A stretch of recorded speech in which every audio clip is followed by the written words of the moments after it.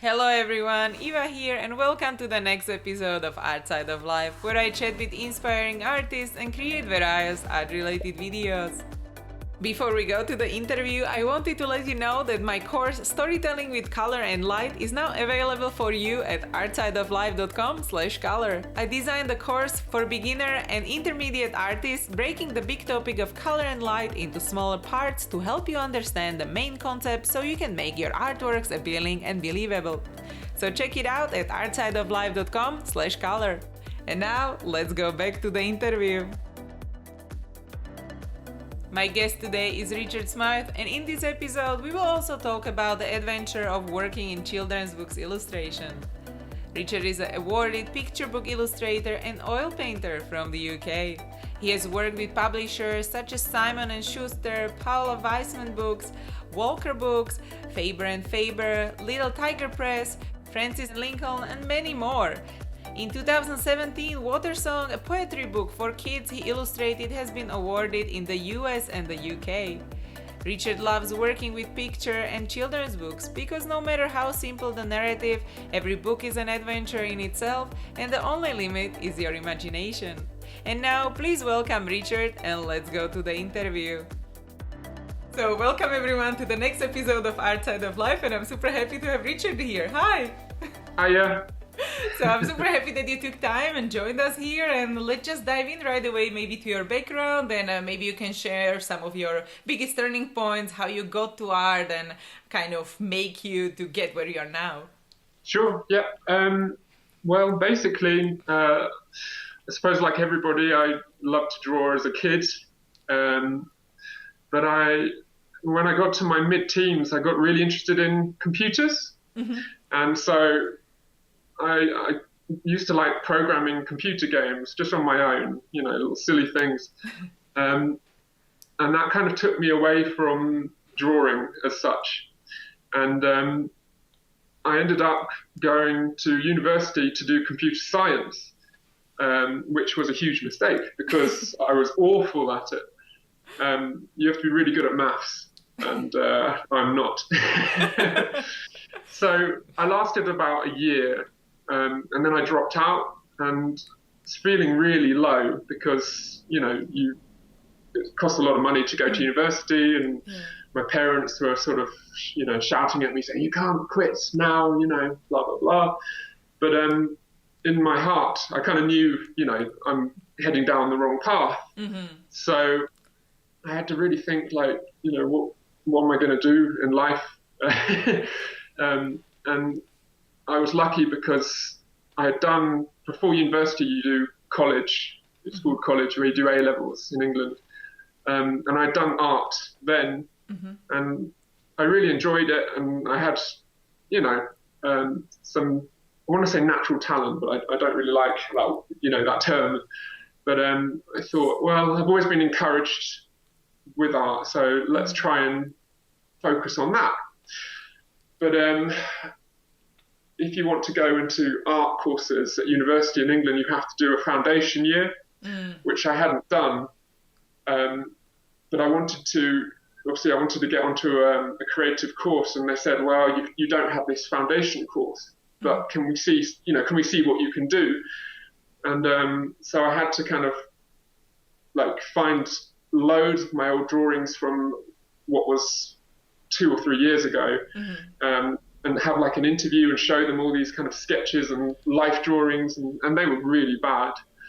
And luckily they said I could start this other course, which was, what was it called? It was like a digital media, but it was like creative. It was a lot more creative than computer science, but it still wasn't creative enough. And it was, I ended up doing like computer animation and things like that. Yeah, which I did like, but I still felt that I was kind of heading down the wrong path. Mm-hmm. And I managed another year on that course, and then I dropped out again. Your parents must have been so happy.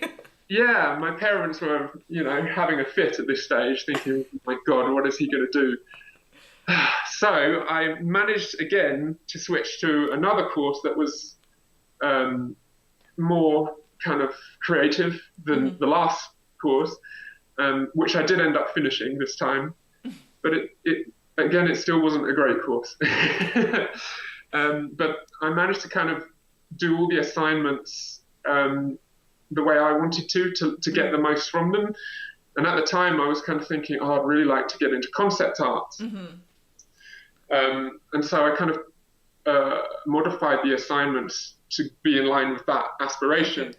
Yeah. So I ended up doing really badly on that course because they didn't want to see, concepts and, designs and things, but I passed it. And then I went on and did a master's in illustration, which was good. And how did you then set the goal for yourself? Like, why concept art, or what was, appealing on that for you, or like the illustrations or telling stories? So how did you find out from all of these directions what we can do in art? Like, okay, this is mine. Yeah, I loved The Lord of the Rings. I loved mythology. I loved picture books and just kind of inventing worlds, escaping to worlds and designing them. And, that was really appealing to me. And I didn't realize you could, do that as a job. Had I known that 10 years before, I wouldn't have switched so many courses. But, once I kind of knew that there was this huge industry, it was kind of, in a way, too late for me with concept art because you have to be so brilliant. Yeah, now people are like popping up, like when they're 13 and you're like, wow. Yeah. And I think in the end, I don't think I would have been suited as a concept artist anyway. But during the illustration course, I kind of drifted more towards picture books. And that just really suited me, and I haven't looked back since. So how did you develop your skills? Do you have some resources you learned from, or was it observation? As you said, you are painting also outside, just nature. Yeah, with painting, I really like observational drawing and learning from what you see. I never really liked looking or learning from books. It just didn't work. I have to kind of do it, and trial and error seems to work best for me. So I picked up oil painting just as a way to kind of refine color theory and design, composition. And I've kept that up, and it's become, an income stream now, as well as picture books. So to sell the artworks you paint outside. Yeah. Yeah. Perfect. Yeah. And when you already mentioned it, so how do you combine your income streams? Is it mainly also artworks for the books and selling your art prints, or what are your income streams? Yeah, it's mainly children's picture books, or the advances you get from them, and then the oil paintings I exhibit with some galleries, and you can't rely on it full time because you never know when the painting is going to sell. But it's a nice way to supplement the income from the picture books. Yeah, and for example, with these galleries, when you mentioned, so you kind of agree with them, like which artworks they will display, and they will advise you the price for the artwork, or you tell them like, okay, this is the money amount for this one, and then they will tell you when it's sold, and how long does it display maybe, or it vary as well? From my experience, you have to be really careful with obviously pricing your work because you have to factor in how much commission the gallery takes, and but obviously you don't want to overcharge because these days people don't necessarily have a lot of money to spend on paintings. But saying that, you can find that sort of sweet spot where I've noticed for myself, if I keep the paintings fairly small, like no bigger than like A4 size, for example, or 10 by 8 inches, that seems to be a really good size for me, with pricing. But the gallery that I exhibit with the most, I've got a really good relationship with them. She'll say, maybe you can charge a bit more for this one. We'll see what happens. But it's usually done by how much they've sold for in the past. You know, Yeah. you can always kind of increase it gradually. Definitely, and as you mentioned, like okay, for this one it will be more because it's a like bigger painting, or because the emotional, connection with the painting can be stronger, or why Yeah. maybe to pinpoint one artwork. Yeah, and also the cost of the frames. Frames are really expensive, especially if you get really high quality ones made for that painting, which I would really recommend. Going to a professional framer and talking to them about what frame would suit that particular artwork. Oh, interesting. But it can cost a lot of money. Yeah. I didn't know. Yeah, because I thought like kind of the frames are provided by the gallery. Oh, if only. That would be cool, no? Oh, that would be great. Yeah. And when we were talking about the art career, just going back a bit, like how did you find your first job? Like right after uni, when you were still developing your style, and so how did you jump to the industry? Yeah, well, with picture books, I approached an agency. I won't say the name because they weren't very good. I approached an agency. They did give me some work, but they weren't that helpful, I think. But that was probably because I was very new to illustration. I didn't know what I was doing, so it was probably more to do with me than anything. But they got me some jobs. I think the first one was with Reader's Digest, which was a nice job to start with. And I thought at the time I wasn't sure if I really wanted to concentrate on illustration or painting. But I was working another job, a day job, completely unrelated, and I just knew that if I didn't kind of go towards illustration more, I would probably have to stay at this day job, which I hated.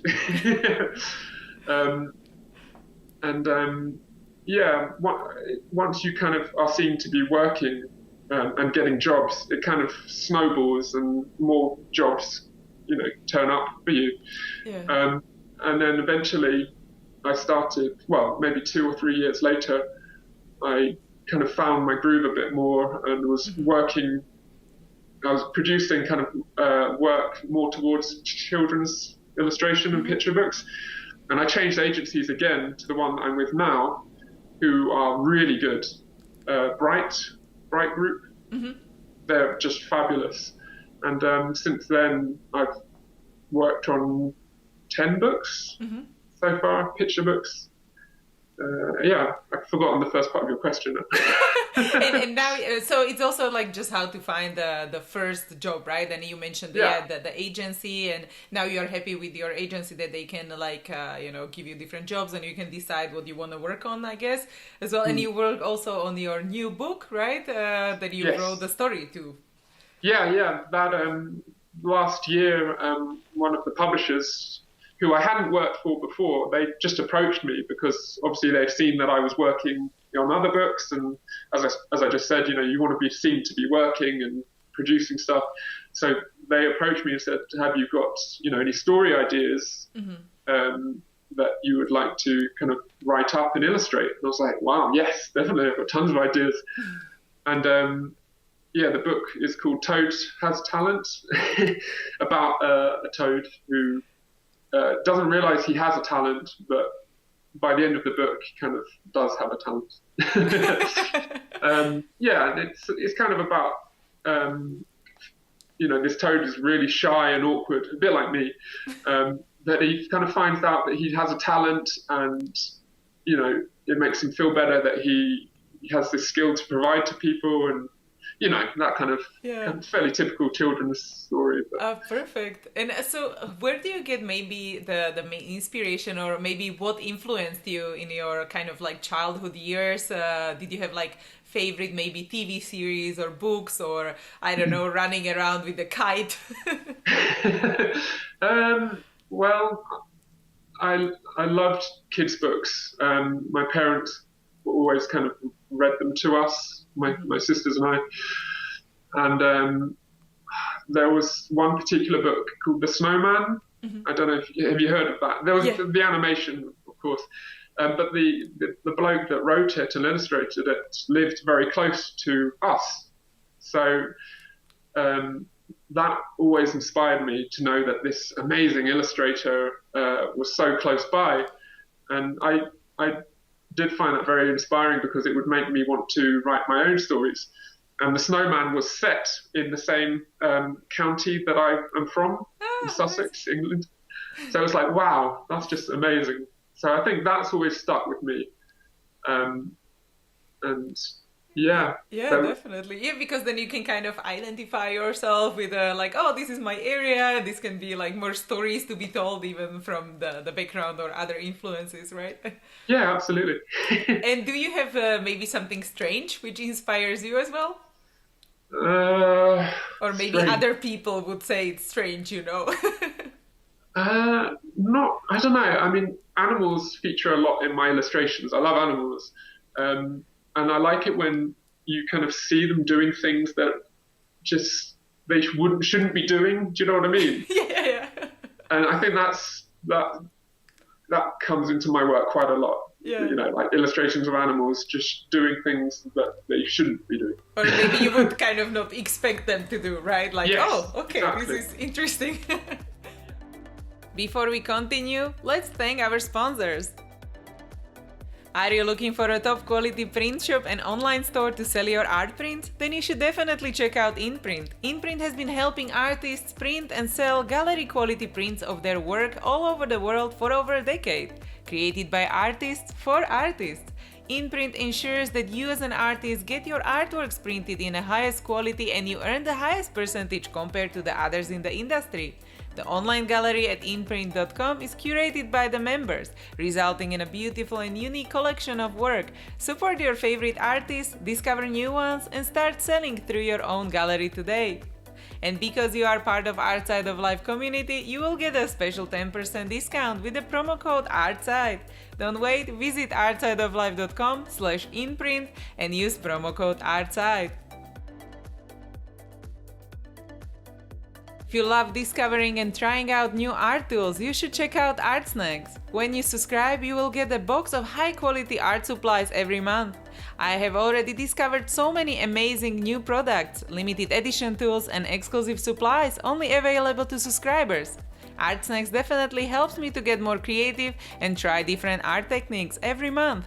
There is also Art Snacks Challenge, where you can share your artworks using only the tools in the monthly box.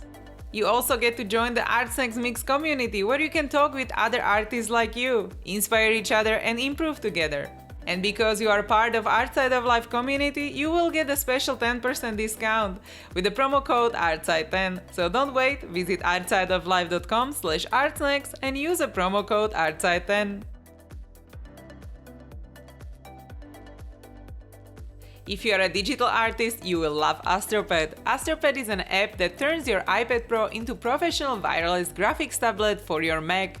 I use it to work with Photoshop and Illustrator to create highly rendered artworks for my clients directly on my iPad.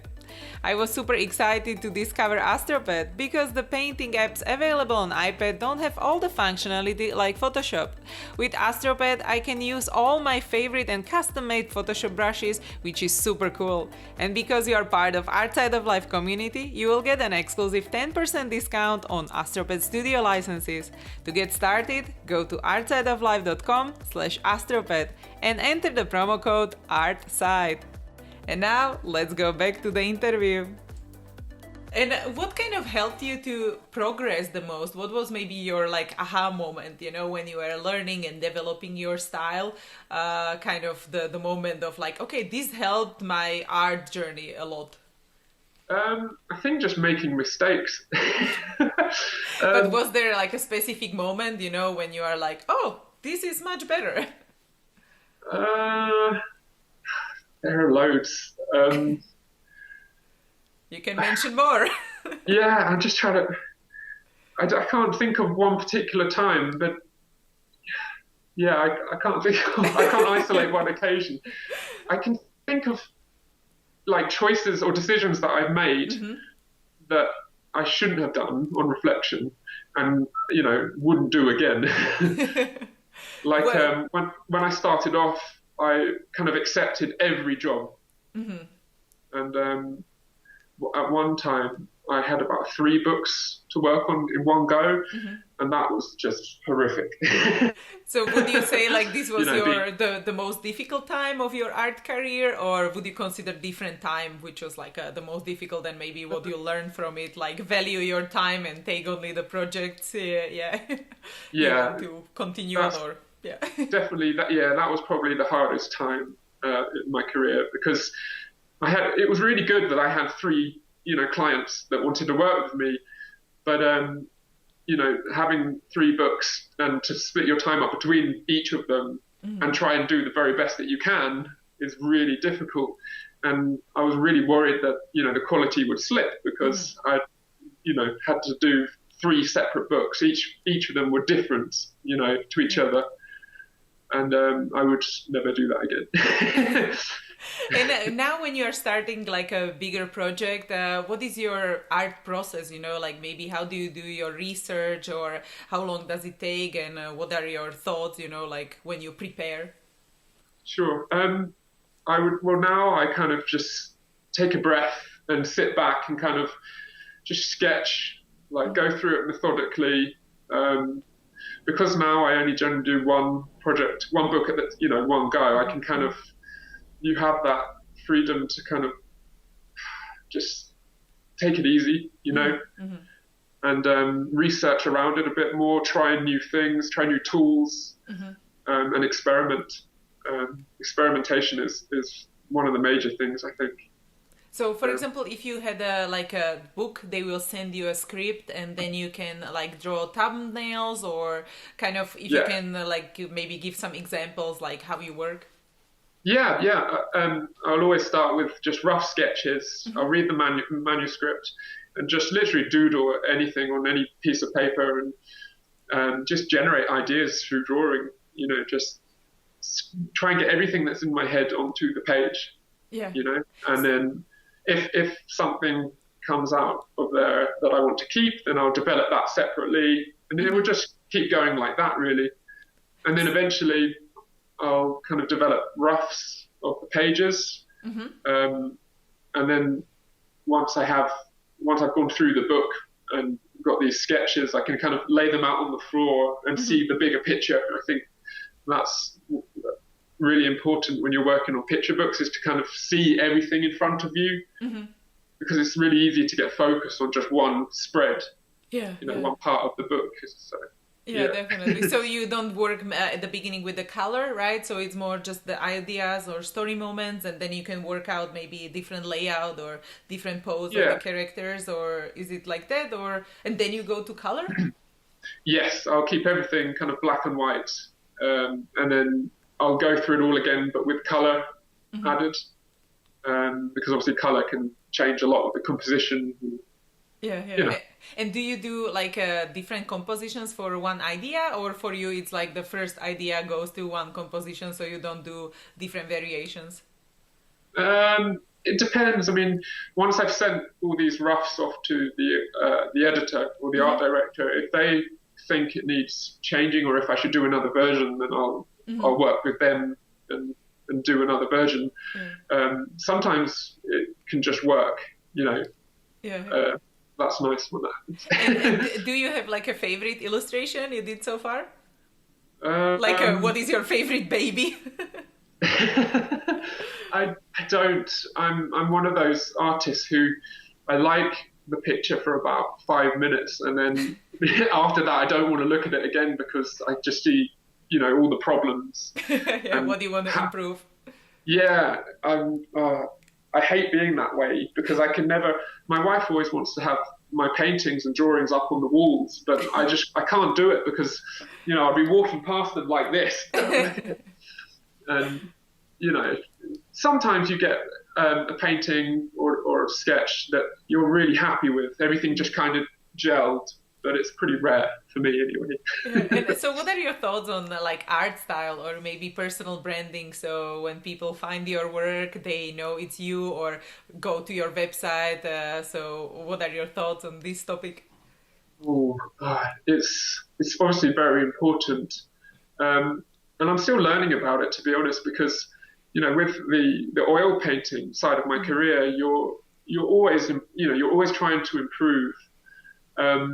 And it's okay, galleries don't mind as such if there is a progression in your work from the stuff you're doing now to the stuff you did, a couple of years earlier. But with illustration, clients come to you for your style. And so it can be tricky because I want to keep developing my illustration as well, the style that I do with my illustration. But you have to be careful because if you develop it too fast or too dramatically, you might not get the same clients that you've had before. You know what I mean? Yeah, definitely, because they want to go for you, like the certain style, and if they want to have two books and they go to you, they are expecting the same results. Yeah, exactly. You need to be a lot more consistent with illustration, I think. But it's kind of similar as well when you work for a big studio or you work for one movie, then there is certain style which is kind of set and then you kind of have to follow, so there is some kind of brand guidelines. Yeah, sorry. So definitely. And so if you think about like someone who is just starting out, in this like book industry and just like want to work for either the like children's book illustrations or other illustrations, what would be your thoughts like to start with, or like develop the style, or what should you have in the portfolio to start with? I would say you want to obviously do the work that you want to do, if you know what I mean. It's like have the sort of work that you want to get real work from in your portfolio. So if you want to do animals, if you want to draw lots of animals, obviously have lots of animal drawings in your portfolio. And just be consistent. When I first started, I was doing so many different things, and I really wish that I had kind of narrowed it down. Because at first I was really worried that I wasn't good enough at everything. It's obviously good to be the best at as many different areas of art that you can be, but at the end of the day, you're only human. And for me, I didn't really like drawing people. So I just thought to myself, well, let's just concentrate on the things that I do enjoy drawing. So you'll do better at that anyway, naturally. Yeah, definitely. And so when you mentioned as well, you didn't like drawing people and more animals, and we talk about a bit of the animals doing different things. So what do you think is like your specialty, or what makes your character, different from other people, or just like special and better? Don't know. I don't know. I can't say. I don't know if they're better than my other people's as such, but I think everybody comes at it with their own sort of unique personality, or at least it will eventually come through. Like when I first started, I tried to mimic too many people's styles that I liked, and then you kind of realize, well, what's the point of doing that? There's no point in reproducing something that's already out there. So when I kind of learned to, just not worry about style, my own personal style and character just came through naturally. Because maybe to better formulate it from my side is how do you make your characters better, kind of when you progress like every day, when you want to make it like special, Well, just keep on learning, keep on challenging yourself. Like this last year, I've gone back to life drawing, which I hadn't done for like 5 years, which sounds really bad. But as I say, I never really liked drawing the figure. I just thought you had to do it. So coming back to that has been a real challenge, but it's a positive challenge because you have to keep things fresh. You have to keep, making it difficult for yourself so you develop. And I'm already seeing like it my normal work improving that. Oh, definitely. Oh, cool, good. That's a really good advice as well, just to like study as well as you are doing also from life. So you are studying Yeah, colors and light and landscape and yeah, the figure yeah. drawing. And now you're working mostly when with the clients, it's with Photoshop, or do you work with the different software because you work digitally, right? Well, I kind of work both. Mm-hmm. Everything is scanned in Mm-hmm. to Photoshop, um, and so yeah, I only really use Photoshop and my scanner, and that's Yeah. kind of the only digital tools that I use. And the Um, traditionally you use oils or other? no, for illustration, I just use watercolor, Mm-hmm. pencils, graphite, powder, like powdered Mm-hmm. graphite, Mm-hmm. Mm-hmm. just anything, Oh, anything. interesting. Yeah, because I thought actually when I looked at your artworks that is that's digital, because I was like, oh, that's really cool, like effects what you do. So when you say that it's yeah, Yeah, traditional and stuff, so okay, cool. some of it. I mean, like for some of them, I will just color it digitally, Mm-hmm. just to save time. Yeah, But like the sketch always goes into Photoshop just as a traditional stuff, yeah. because Photoshop saves so much time. I couldn't really be without it in this industry. And do you have like a favorite tool, as you mentioned, like something you cannot live without, like favorite brush or I don't know, favorite watercolor brand or? uh, no, I've got one of those day lamp lights, Mm-hmm. and that is really essential, I think, for any kind of art, like traditional art. Just so you Uh-huh. have a good light to work in, especially in this country when it's grey all the time. And do, um, do you have like a favorite brand for this day lamp? Because I was looking for one as well. oh, really? I can't remember the brand, but I can email it to you if you like. That would be I, perfect, yeah. yeah, it's really good actually. I've had it for years now, and it still works. The only thing I've replaced is the bulb Uh-huh. itself. And I think I got it off Amazon. So Oh, nice. Okay, so yeah, we can put it also in the show notes afterwards so people can check it out. Yeah, yeah, because also in this dark winter, the more yes, light we can get, the better. exactly, yeah. And as for paints, I generally for illustration stuff I use whatever's available, like what's cheapest, because it all gets scanned in anyway to Photoshop. So if the color's not looking, right, I Yeah, can just you can change it. yeah. So. And do you Um, have maybe also some book recommendations or some like favorite documentaries which inspires you or might inspire other creatives? um, no, I don't know of any documentaries, but I mean, It can be also a movie, if you like it for colors or layouts or something which inspires you for a story even. there was this. I think it was from the early 2000s, but it was like a drama documentary type thing of the Impressionists, Hmm. and it's got the guy who plays Thorin from The Hobbit in it. Yeah. Yeah, and he plays Monet, Oh, and okay. yeah, it's a really cool series, and I think it's on YouTube now. Oh, Somebody's cool. uploaded it, but it's for people who like paintings, and it was just really interesting how they kind of turned the impressionist movement into a drama. Oh, definitely. Okay, I will check that out.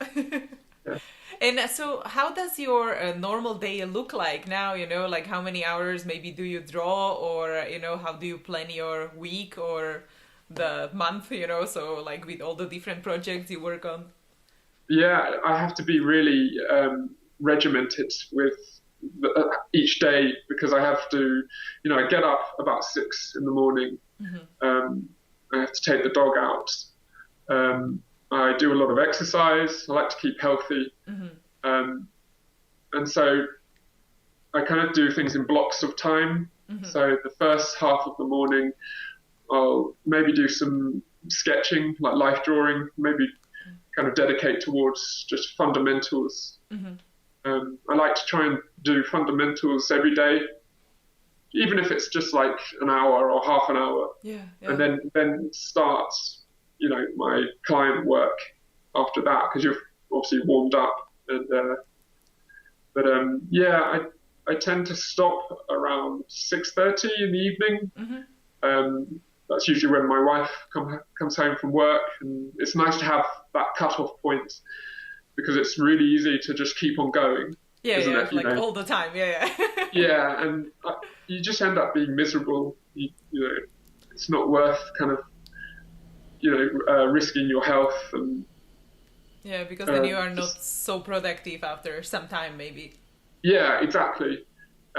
Sometimes I work on the weekend. I'll do one of the days, like maybe Saturday. But it's just, catching up with things I should have done during the week. Yeah, definitely. Yeah. And so if you think about maybe the projects for the future, what would you like to be, working on, or just the idea of dream scenario in like 5 to 10 years if you cannot fail? I think I just want to keep on doing what I'm doing now. Just working in children's books it's like a privilege, to be able to just illustrate these lovely books that kids could potentially remember, years later, Yeah. Like, I don't know, I would just like to keep on doing this, I think. Do you want to do maybe your own books, more of them in the future? Yeah, maybe. To be honest, I prefer doing other people's books. I don't think of myself as a writer, but it's a lot of fun to do it. But it's really difficult for me to kind of split between writing, spending half the day writing and generating ideas for a story, and then going to illustrate them. Yeah. I'd rather just kind of concentrate on one thing. Yeah, how to translate the story visually, right? Yeah. And when you mentioned as well, like the stories for kids, what would you like to be remembered for in like 100 years? Maybe just producing good work. As simple as that. Because when I look at picture books that I grew up with, I still love them today. And I think it takes a really special book to kind of survive each generation, That's true. Like, maybe if I could be remembered as a quality artist, that would be great. Sounds good. Yeah. And maybe before we finish and just say goodbye, you can share like a key takeaway or like the summary of thoughts you would like to share as a message.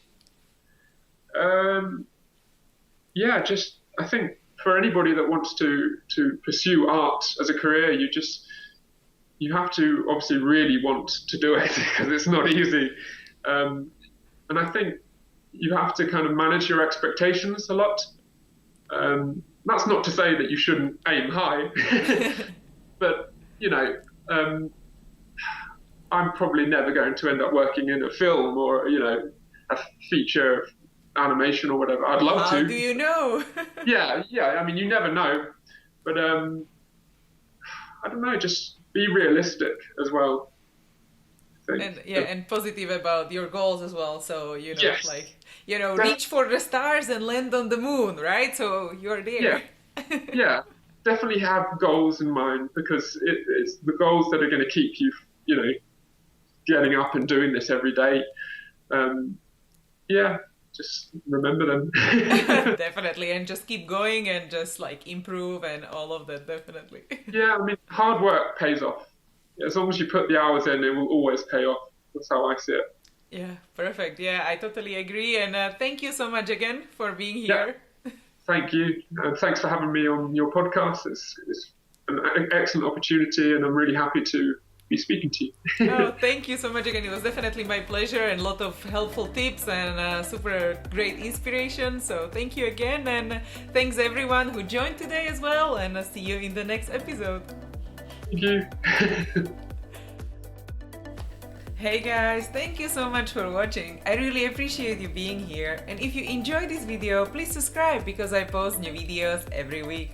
I would be also super happy if you let me know your thoughts in comments and give the video a thumbs up. You can find all the resources mentioned in this episode at artsideoflife.com. Just type a guest name in the search bar. There is also a couple of free artist resources ready for you. So if you want to listen to the interviews on the go too, make sure to check out the podcast at artsideoflife.com/podcast. Continue to inspire each other, and I will see you guys in the next episode. Bye!